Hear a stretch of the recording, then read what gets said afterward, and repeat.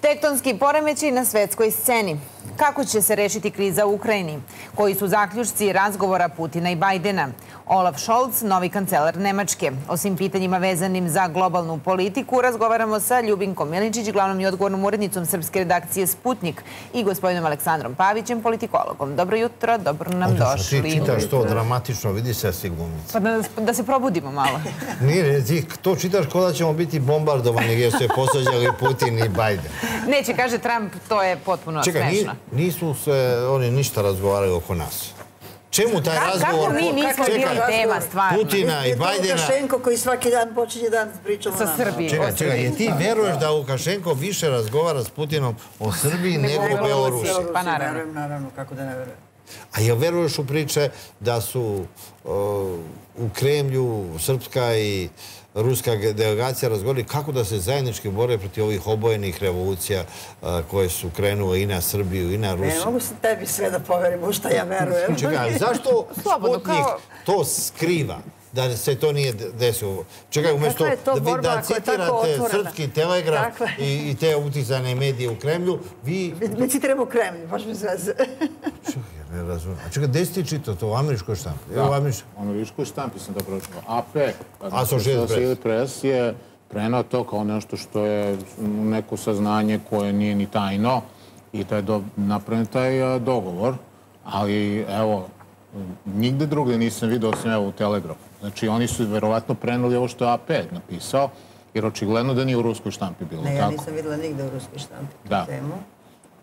Pa je se to desilo ili se to nije desilo? Pa evo, predsjednik je demantovao se to, da on ne zna ništa o tome, predsjednik Vučić. Pa dobro, nije demantovao, nego rekao da ne zna, kako on da ne zna? Kako bi Vučić znao? Čekaj, to nas ne obavezuje, mi pratimo dalje. Ako on ne zna, to se nije desilo. Možda kriju od Vučića, ko to razgovara? To će biti tajna pomoć Vučiću, da on ne zna.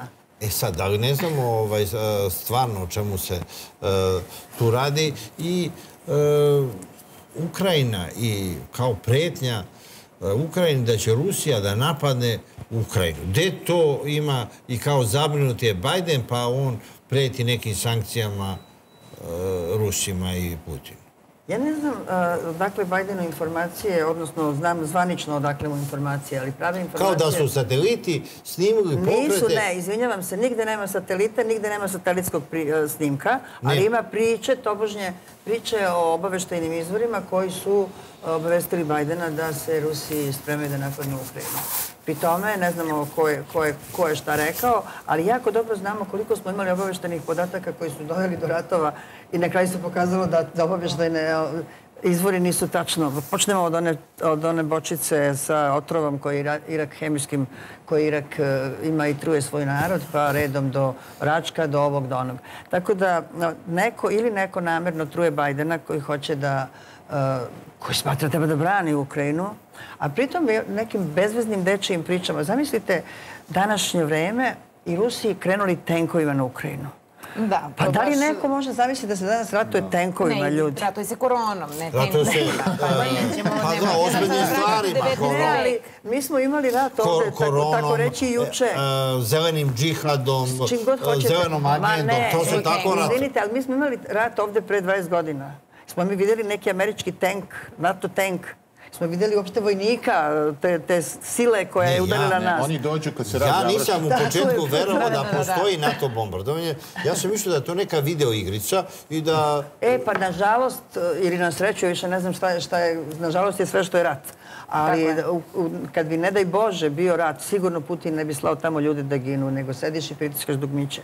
Ali ono što je najvažnije, niti Putin namerava, niti hoće, niti treba Rusiji rat na njenoj granici, niti treba Rusiji da odcepljuje deo Ukrajine i da ga pripoji sebi. Rusija ima toliku teritoriju da stvarno Rusiji treba da na toj teritoriji ruski narod koji tamo živi i koji tamo oduvek živi normalno, da se poštuju njegova prava na jezik, na normalan život i ništa više. Znate što je tu opasno? Očigledno, mislim, meni je prilično jasna ta igra. U isto vreme, mediji skoro da ne prenose. To ima u ruskim medijima. Kolika se ukrajinska vojska gomila prema Donbasu. Tako je. oko 175.000 ukrajinskih vojnika. I sa ukrajinske strane je moguća provokacija. I Ukrajini odgovara neki sukob planetarni, da bi ušla u NATO, da bi dobila neku pomoć. Jer evo, od Majdana, koliko je prošlo godine, oni žive nikad gore, nikakvu pomoć nisu dobili. Pa to su demokratske promjene. To se to zove. Nego šta je još cilj tu? A cilj je od strane te duboke države američke, liberalne, koja je ponovo izašla na površinu sad kad je Biden pobedio, cilj je da se Rusija isprovocira, da bude primorana da reaguje na bilo koji način, makar i raketama, u odbrani Donbasa. Dobro, ovdje se govori o nuklearnom oružju u nekim... To ne govore Rusi o tome. Ko to govori? To se Zapad isključivo. Evo, juče je jedan američki senator iz Misisipija bukvalno rekao, kaže, ne treba isključiti mogućnost upotrebe nuklearnog oružja protiv Rusa i ne treba isključiti mogućnost slanja američke vojske u Ukrajinu. To su sulude izjave. Onda pre neki dan Šojgu kaže da ovi američki avioni koji idu sad sve bliže, lete sve bliže ruskim granicama, oni uvežbavaju, simuliraju nuklearni napad, udar na Rusiju. Pazite, to su toliko opasne stvari, o tome ne treba ni objašnjavamo koliko je to opasno. Znači, ta priča dolazi odande. I cilj je očigledno da natjeraju Ruse da reaguju, da bi onda Nemci potpuno odustali od Severnog toka, da nikad ne bi bio pušten u opticaj, da bi morali svi da kupuju na mnogo skuplji američki tečni gas i da bi se napravila nova blokovska podela u Evropi. To je očigledno cilj. A slično se radi, što se tiče prema Kini, preko Tajvana. Znači, svaki dan su neke alarmantne upozorenja, Kina samo što nije napala Tajvan. Znači, isti princip, Rusija samo što nije napala Ukrajinu, a Kina samo što nije napala Tajvan. A gde su dokazi? Nema. To je tako decenijama.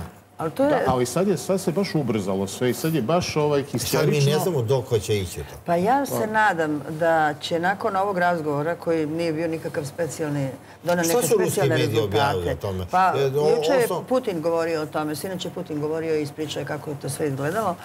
Suštinski, čini mi se da se Biden zamislio kad je njemu Putin, Biden je naravno objasnio Putinu da ne sme da napada na Ukrajinu, da američka vojska neće doći u Ukrajinu. Mislim da Zelenski mora da se zamisli da će pomoći Ukrajini, naravno da će im oružje, što da ne prodaju oružje, što da se ne tuku Ukrajinci međusobno, ali neće doći tu i da Putin ne sme da napadne Ukrajinu jer će posle toga uslediti paklene sankcije. Putin je njemu odgovorio da malo pogleda ozbiljnije šta se tu dešava, da Rusija ništa ne provocira, ali Kijev provocira, upravo ovo što kaže gospodin Pavić, da je Kijev taj koji pravi tu atmosferu kako bi ušao u NATO. I tu su se postavili, oba predsjednika su postavila te svoje crvene linije. Putin da ne dozvoli da dođe NATO na teritoriju Ukrajine i zahtev da ne dođe, da ne dolazi, odnosno da ne postavlja svoje baze ili oružje u zemljama koje se graniče sa Rusijom, iako postoji u Poljskoj i u Rumuniji. I dogovor je, mislim da je to najvažniji deo tog njihovog razgovora, da se formiraju grupe, radne grupe koje će ispitati vjerodostojnost svih tih obaveštajnih podataka, takozvanih obaveštajnih podataka i koji će raditi na tome da se spusti napetost. Naravno, mi smo vidjeli da onog momenta kad je razgovor završeno, krenuli su kao ovaj senator ili neki drugi i opet se uvode neke sankcije, ali Biden je uradio jednu stvar koja je prošla onako malo, nije se baš videla, pre nego što je započeo razgovor, uprkos toj retorici koja je bila avioni, kamioni, rakete, lete, borbeni brodovi, kad se donosio budžet, američki budžet, iz budžeta za sankcije, odnosno iz budžeta za borbu protiv Rusije, izbačen je Severni tok. Nije dat novac, nije određen novac za borbu protiv Severnog toka 2. Što će reći da ipak se malkice razuma tu. Ne, postoje neki tajni razgovori koji su mimo te retorike. Pa naravno, postoje stalni razgovori. Postoje stalni razgovori, oni čak nisu bili ni tajni, ali Amerikanci ih toliko ne reklamiraju, jer očigledno zbog te duboke države prosto neće da dođu u situaciju Bajdenu koji je bio Trump, da mu vezuju ruke svakog trenutka kad bilo koji razgovori. Mi smo imali potpredsjednika ruske vlade u Americi, koji je sa čitavim timom poslovnih ljudi posjetio Ameriku i dosta dobrih ugovora je napravljeno. I mora se znati da je za vreme sankcija robna razmjena između Rusije i Amerike povećana. Veoma povećana. Tako da postoje... Čak je i nama pao izvoz u Rusiju kad smo odbili da uvedemo sankcije. Njima je porastao. Oni kupuju trenutno od Rusije i naftu i gas. I taj pritisak da se prodaje američki gaz, da on stalno postoji, ali će Amerika vrlo lako, kad neko da više para, da skrene kao što je ove godine uradila i da proda na drugoj strani. Ima jedan Amerikanac, a kad je gasovog ne može da skrene. Koji ima skladišta gasa u Rotterdamu, kod je najveće skladište gasa, i on prodaje ruski gas. I oni hoće da... Zašto oni traže da se Srbije gas podeli? Da se firme... Znači, oni traže ruski gas koji će prodavati Amerikanci. Evo, to je idealno. Pa idealno, pa da. Kad bi to Putin... Kupiš jeftino, prodaš skupo i što da ne.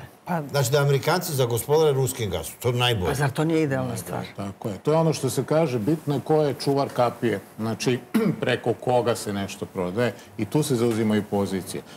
Htio sam još nešto pomenem. Ono što me malo brine, mi imamo na pomolu zimske olimpijske igre. Znači, 2014. godine, za vreme igara u Sočiju, je Gruzija isprovocirala rat u Abhaziji i Južnoj Osetiji. A poslije toga usledila ukrajinska kriza i Majdan. Ali baš za vreme olimpijade. Ovo je bio drugi dan ili treći dan olimpijade. Olimpijade Kini.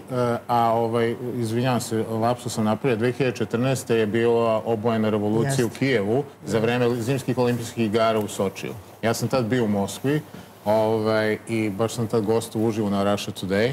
Povodom toga, ja sam samo podelio na osnovu našeg iskustva da ako Januković ne reaguje kao predsjednik, da će da izgube državu. I to se i desilo. A s tim što se vidjelo da Rusi uopšte nisu na to bili psihički spremni. Oni su smatrali nemoguće da Rusi i Ukrajinci budu u međusobnoj zavadi. Smatrali su da su praktično jedan narod, mi smo braća i tako dalje. Iako su dve države... Zvučali su kao Srbi početkom raspada Jugoslavije 90. godine. Ili sa Crnom Gorom Srbi, gdje su smatrali nema veza, iako su otišli. Sad imamo olimpijske zimske igre u Pekingu. U februaru, mislim, počinju. Jeste, a mnoge zemlje će bojkotovati. Traži i od Nemačke da... Ali samo politički. Tako je. Kako da ne idu u politički? Sportisti idu, a političari ne idu. Kao što evo, mi imamo već nekoliko olimpijskih igara, svjetskih takmičenja, gdje je najstrožije zabranjena ruska zastava. Tako da ne ide Rusija, nego... Ruska reprezentacija, nego ti sportisti su kao pojedinačno. Ruski olimpijski komitet. Tako je, jeste. Da, država Rusija kao... Ruska himna i zastava su zabranjene. Tako je. I ne može da se... Ovdje je bio jedan biciklista u Republici Srpskoj koji je pustio na nekom biciklističkom, ne znam, to je valjda vezano isto za olimpijski komitet, i pobedio je Rus i puštena je ruska himna i podignuta je ruska zastava, pa je taj čovjek koji je organizator morao da ide u Pariz da objašnjava zašto je to uradio i vratio se neobavljena posla i na kraju je rekao baš me briga, neka me kazne, ali kad je pobednik se popeo na pobedničko postolje, mora da ide i njihova himna. Mislim da je on smenjen od strane međunarodne biciklističke organizacije. Moguće da je smenjen, ali je ruski dom, ali su ga Rusi odlikovali. Da, jeste, odlikovali su ga, da. Tako da se prave vrlo ozbiljne igre koje uopšte nisu igre. Ne olimpijske, nego političke, da. Ali evo, mi smo malo prečitali, kažu, ono što Bajden i Putin nisu direktno izgovorili, rekli su drugi. Dobro, to ima u srpskim novinama. I ono što nisu izgovorili, što su mislili. Ne, nije samo ovo i nemački Bild. Dakle, tamo se to... To je isto ozbiljan list. To je isto list koji drži do istine. Da zapravo Rusiji prete nuklearnim napadom i da će biti to brzi vojni poraz Ukrajine. Ko će koga da gađa? Pa ne znam više ko će koga. Da Rusi prete nuklearnim napadom. Rusi prete nuklearnim napadom i nemački Bild koji najavljuje skori ruski napad i brzi vojni poraz Ukrajine. A gledajte, samo da kažem nešto za Bild. Sad se nedavno se... Pre nekoliko meseci se glavni odgovorni Bilda izvinio celoj nemačkoj javnosti. Zašto? Za dizanje histerije oko korone. Gde je, znači, bukvalno rekao da je... Ma da on pao zbog jedne ljubavne afere. Ali je optuživao decu da će da ubiju svoju babe i dede ako im se približe. Pa dobro, to su čak i kod nas ta histerija. Jesu, ali čovjek se izvinio za to. Znači, on je priznao da je bil veštački dizao histeriju. Meni ovo liči na to. Ali ima cilj neki. Ima cilj da se pokaže da su Rusi ti koji sprete nuklearnim oružjem, a ja sam rekao, citirali smo da Amerikanci u stvari jedini pomenju nuklearno oružje. Pa oni su vežbali, imate, koga zanima na YouTube-u Sputnika, ja sam napravila jednu emisiju o tome kako su Amerikanci bacili, pod znacima navoda, atomsku bombu na Rusiju. Oni su vežbali bacanje atomske bombe na Rusiju. Gde su vežbali? Iznad Rusije, naravno. Evo sad to rade, iz aviona. I sad to rade, iz aviona. Zato se avioni približavaju. Čekaj, oni vežbaju bacanje atomske bombe na Rusiju. Jeste. A šta bacaju za avion? Otkud znam, nisam videla kako šta bacaju. To su simulacije. A možda teči Pfizer. To su simulacije i Rusi su registrovali te simulacije. To se sve zna. Da oni hoće da bacaju. Ne, da oni neće oni da bacaju. Nego oni vežbaju, to su vežbe. Ja sam sigurna što oni rade tu? To kad se simulira to, oni testiraju da vide kako će da bude ruska reakcija. Kako će reakcija biti, naravno. I da će Rusi primetiti da su im bacili atomsku bombu. Da. Su primetili Rusi? Naravno su primetili. I Rusi su im objasnili, pa to je Putin objašnjava baš tu temu. On je rekao, u ovom trenutku Amerikanci imaju hipersonično oružje koje leti brzinom od 5 maha. I u slučaju da oni pritisnu to nesrećno dugme kad bi ta raketa krenula, Rusi imaju vremena još uvek, da pritisnu svoje dugme, jer njihovo oružje leti 9 maha i u stanju je da obori naravno tu raketu i da stigne do nalogodavca. Nalogodavac se nalazi u Vašingtonu. I naši su ljudi počeli da računaju koliko je kilometara do Vašingtona, kao da se iz Moskve šalje to oružje, a oružje je naravno sa podmornice koja može biti u Japanskom moru, u Kineskom moru ili gde god bilo, u Atlantiku. Tako da u ovom trenutku Rusija u prednosti ne pada na pamet Americi da baci nikakve atomske bombe. I posle svih tih priča, mi kad se vratimo na one tenkove, deluje potpuno... Ali isto toliko je besmisleno da će Rusi atomskom bombom gađati Ukrajinu. Oni mogu da pregaze Ukrajinu za 3 dana, ne treba njima nikakva atomska bomba. Tako da sve to besmisleno jer nema nikakve želje da se ratuje sa Ukrajinom. Ali ta potreba da se konstantno na globalnom nivou širi histerija Trećeg svetskog rata. Jer se strahom vlada sada, ne bomba. Da li je to zapravo najjače oružje? Da li strah od zaista rata ili bolest ili svega da je danas to najveće oružje koje imaju i ti najveći moćnici? Korona je bila najjače oružje koje je u modernom dobu napravljeno. Ali svo ovo oružje koje se koristi protiv Rusije ima naravno za cilj i zastrašivanje, ali ima nešto drugo. Vi na svakom koraku zapravo sprečavate Rusiju da se razvija. Juče je bio jedan sastanak Putina sa mladim istraživačima i mladim naučnicima kojima je uvedena mladim fizičarima u Rusiji, institutu za fiziku, ali tamo gde mladi ljudi uče da se bave naukom, uvedene su američke sankcije. To je onaj deo gde sankcije pogađaju cilj. Jer oni zapravo, to je sad u pojavnom obliku šaljem ti rakete, šaljem ti bombe. Suštinski te onemogućavam. Nijedna nauka se ne može razvijati odvojeno. Nauka mora biti povezana. Naučnici su uvek u vezi. Nema potrebe da otkriva neko u Francuskoj ako neko otkriva već u Rusiji. Oni rusku nauku hoće da izoluju, da ona ne može da napreduje. Da li su to htjeli da urade i sa vakcinama? Ono što Amerikanci neće da izvezu u Rusiji, to su ta najveća naučna dostignuća. A vrlo rado će izvesti sve drugo što mogu. Da, tačno je to za vakcine. Pa evo, zato se odugovlači sa odobravanjem Sputnika V od strane Svetske zdravstvene organizacije i zato se je pritisak politički da se ne priznaje vakcinacija sa Sputnikom V da bi moglo da se uđe u bilo koju zapadnu državu. Znači, to je jasno što se tu dešava. To jeste suzbijanje Rusije.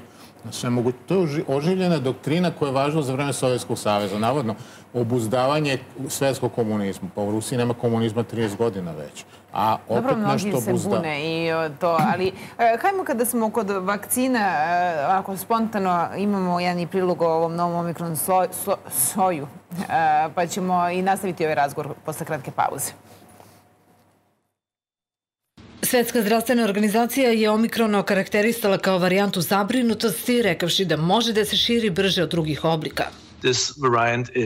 Istraživači rade na tome da razumeju više o mutacijama i šta one potencijalno znače za to koliko je ova varijanta prenosiva ili virulentna. Navode da će biti potrebno nekoliko nedelja, ali i upozoravaju da se zbog toga ne nameću nova ograničenja putovanja. Preporučujemo da zemlje nastave da primenjuju naučni pristup i pristup zasnovan na riziku. U ovoj fazi se ne preporučuje primjena ograničenja putovanja.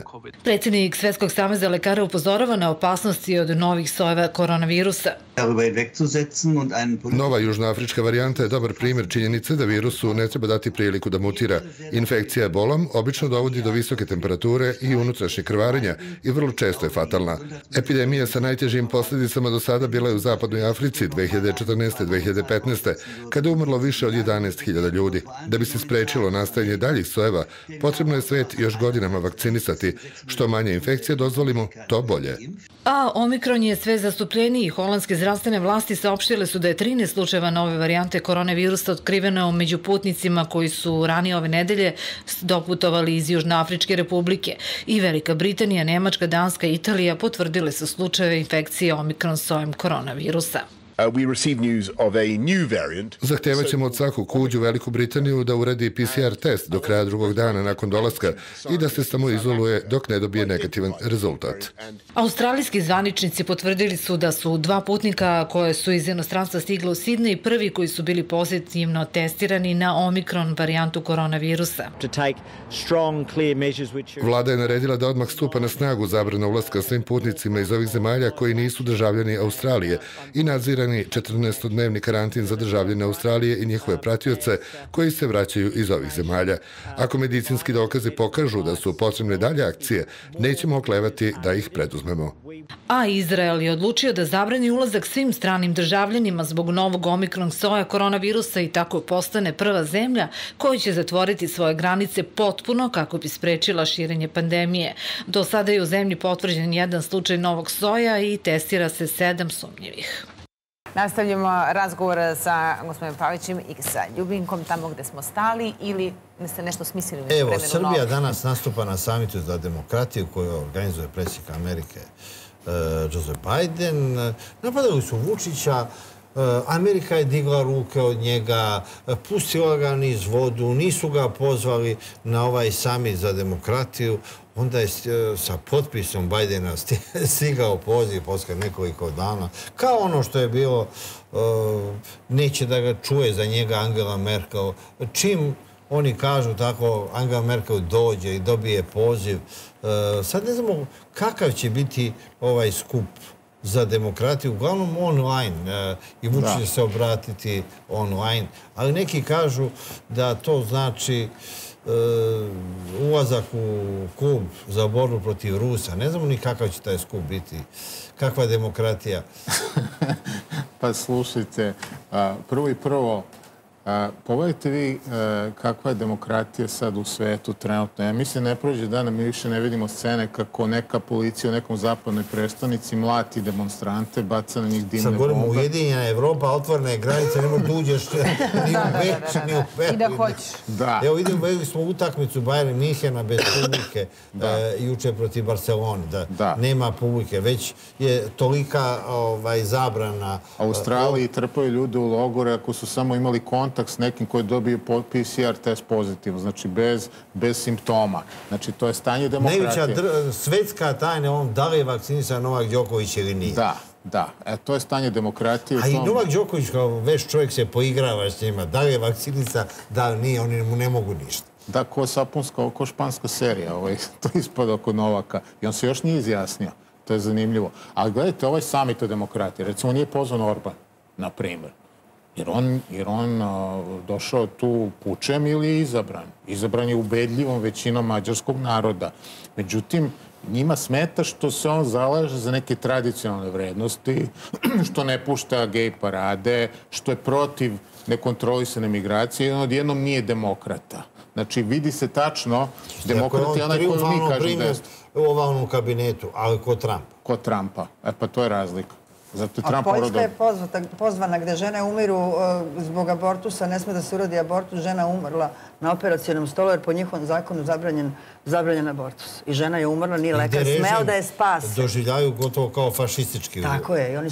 A uopšte pogledajte spisak ko je sve pozvan i ko nije pozvan. I kakav je to samit za demokratiju u kome vi Ujedinjene nacije... Čekaj, pozvan je predsjednik Filipina, Duarte, koji ubija ljude na ulicu. Tako je, to je demokratija.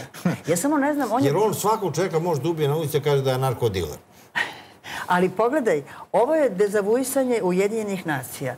Ti si iz Ujedinjenih nacija. Čekaj, ovo je neka gradacija proameričkih režima i anti... Tako je, on stvara svoje režime, odnosno pokušava da napravi vazale od onih kojih je pozvao.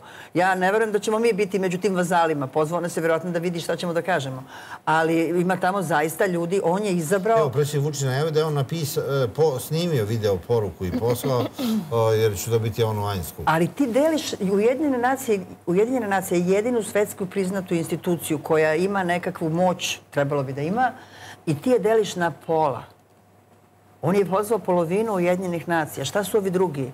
I gde će se donositi odluke? Hoće li se oni, znači, svaki put pred neku važnu odluku Ujedinjenih nacija sastati u svom tam klubu, stoji nešto, i dogovoriti kako da glasaju? Uopšte, na koji način to funkcioniše? I dalje, da li su ti ljudi, oni su samo rekli da će da govore o vrednostima za demokratskim vrednostima. Jesu to govoriti protiv Rusa. Čekajte, jesu to nedemokratske zemlje koje on uči da budu demokratske, a ove druge su valjda koje su ostale u Ujedinjenim nacijama jesu demokratske ili su ove druge? To je jedno potpuno ludilo. A naravno da jeste sazvano sa ciljem da se napravi front protiv Rusije i Kine. Da će to izgleda biti tema neka. Apsolutno.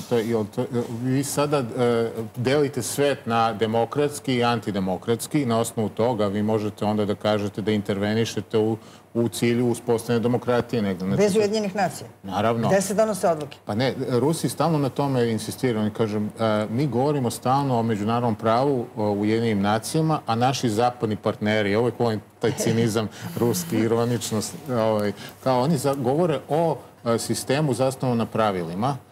A kojim pravilima? Pravilima koje oni pišu. Znači, nije su važno više pravila. Evo, ali pošto na vreme ističe, pokazao si mi na telefonu spisak nepodobnih Srba koji su došli pod udar ovog novog suda za borbu protiv korupcije, kriminala, koji će biti nova batina Amerike, kao korona, kao zelena agenda, kao Haški tribunal. Na tom spisku našli se Zvonko Veselinović i Milan Radojičić, ali i mnogi drugi Srbi. Evo, ti si imaš čitav spisak Srba sa Kosova. Znači, tu su prema juče objavljenim spiskovima samo Srbi i građani Salvadora. To su dve zemlje koje su... Ne, i to Srbi svi sa Kosova. Da. Sa severa Kosova. Tako je. I firme njihove, najvećim delom. One su pale pod udar sad američkih sankcija, takozvani Magnitski akt. Da nisu poštovali granicu i to su ti takozvani alternativni prelazi za pomoć Srbima u vreme onih taksi, u vreme onih stravičnih pritisaka na Srbe na severu Kosova. I blokirat će im račune u Americi. Ja sam sigurna da svi ti Srbi imaju račune u Americi i biznis tamo. Da. U svih tih Srba kome su blokirani računi u Americi, jedini je došao pod udar tog zakona Šešelj. Njemu su blokirani računi i on računa da će makar, ako ne njegovi sinovi, makar unuci moći da podignu pare s tog računa. Kod Šešelju račune u Americi. A tamo je bio jako popularan u emigraciji. Evo, tamo je držao jedno predavanje u Čikagu, ja sam bio, ne u San Francisku, i brojali smo Pop, Šešelj i ja, $36.000 za jedno večer. I šešire. I u Šeširu sve je bilo. Tako je bilo na početku, da. Ali emigracije, pa ja se sećam organizacije, recimo Vojvode Đujića, samo oni su nekih $500.000 za kninsku televiziju. 1991. godine. U to vreme samo smo Šešelj i ja bili dovoljno ludi da odemo kod Popa Đujića. Jer i Vuk Drašković i Đuretić nisu smeli, jer je tad bilo pretnja ko ode kod Popa Đujića. Odmah ga uhapse na aerodromu. To su oni tebe provocirali, ti bi morao da odeš. I sad mene ovi privedu, ta državna bezbednost, kaže, jeste videli, kažem, CIA, ja kažem, jesam, 5 direktora CIA i pod Nixonom, i pod Carterom, i pod čak i neke stare Kolbije u vreme i Johnson. Onda, jeste li videli Ustaša? Ja kažem, jesam. Jeste videli Četnike? Jesam. Jeste videli Popa Đujića? Jesam. Kaže, šta ste razgovarali? Kaže, sve sam snimio na magnetofonsku traku i sad kreće Feton u Dugi i vi pratite, čitajte, sve tamo piše. Ali... Je ti on ispričao priču kako on uspio da izađe iz zemlje? On je to ispričao na mom dobrom prijatelju. Priča mi je. To je jako zanimljiva priča.